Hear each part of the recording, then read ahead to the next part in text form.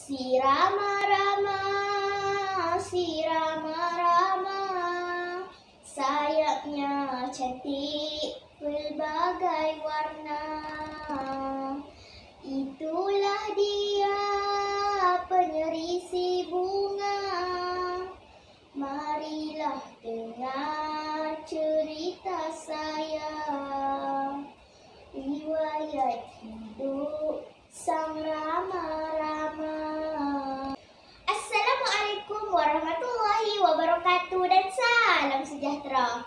Yang saya hormati dan santuni Tuan Pengerusi Majlis, barisan Pedal Hakim yang arif lagi bijaksana, para guru yang dimuliakan, serta rakan-rakan yang dikasihi.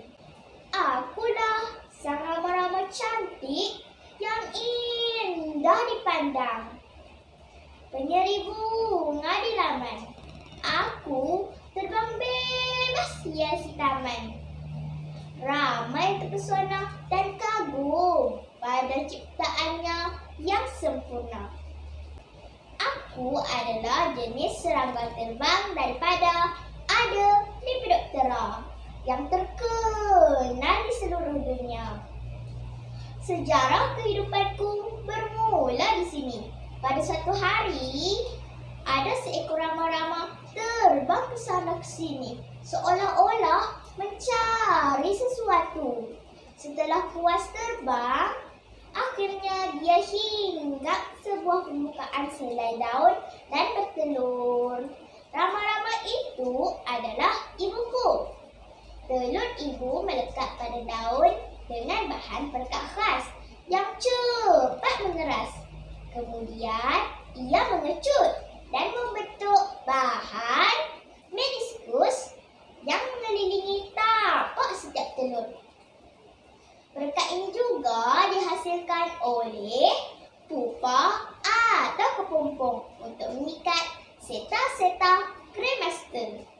Perekat ini sungguh keras sehingga lapis sutra yang melekatkan seta-seta tidak boleh dilepaskan. Telur ibuku berbentuk sfera atau oval, mengandungi liang-liang berbentuk corong di satu ujungnya, yaitu mikropil, yang membolehkan kemasukan sperma untuk mensenyawakan telur.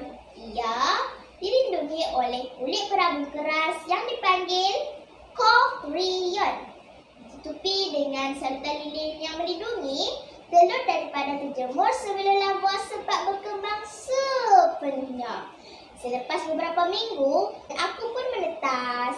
Daripada telur, aku menjadi seekor lava atau ulat beruncas yang gagah. Rupaku yang bodoh berbentuk seperti cacing amat menakutkan dan tidak disukai oleh semua orang. Badanku punya corak-corak jalur atau tompok-tompok dan juga mempunyai rambut halus seakan-akan duri-duri halus. Ramai yang geli akan rupa dan bentuk badanku. Aku juga dianggap makhluk perosak kepada tumbuhan. Hidupku terancam dan mungkin aku juga akan dihapuskan. Namun, aku terus berjuang dan berusaha menjalani kehidupan ini. Laparnya. Di mana aku boleh mendapatkan makanan? Aku mula menyesot mencari daun-daun segar untuk aku jadikan santapan. Begitu lahap sekali aku makan daun. Aku melalui fasa metamorfosis, menghabiskan masa hanya makan untuk tumbuh sarang. Sepanjang proses itu, aku bertukar kulit 4 kali atau lebih untuk membaluti dan menyeliputi badanku yang kian membesar. Proses ini dipanggil apofisis. Setelah berminggu-minggu aku menjamu selera dengan dedaunan segar, tibalah masa untuk aku berehat. Aku pun mencari tempat yang sesuai. Tubuhku mulai dibaluti sedikit demi sedikit, sehinggalah aku menjadi pupa atau kepompong. Ini ini adalah transformasi tisu-tisu berlicasku mengalami penggantian untuk membentuk struktur serangga dewasa. Ketika ini, aku merasa sungguh menyesalkan kerana tinggal di dalam satu ruangan sempit, bersendirian tanpa makanan, mengharap hanya dari bekalan yang tersimpan di dalam badanku. Terdedah pada ancaman malapetaka dan pelbagai keadaan cuaca tanpa dapat bergerak ke mana-mana maupun untuk mempertahankan diri.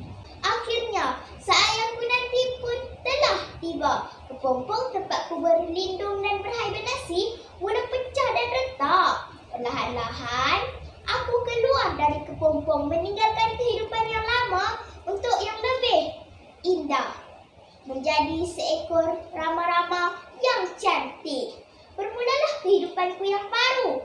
Terbang bebas ke sana kemari dengan sayapku yang cantik bagaikan melepaskan segala keperitan dan kepayahanku selama ini. Aku tidak lagi memakan dedaunan. Bahkan makananku juga terpilih. Hanya manisan dari berbunga yang cantik, harum dan mekar.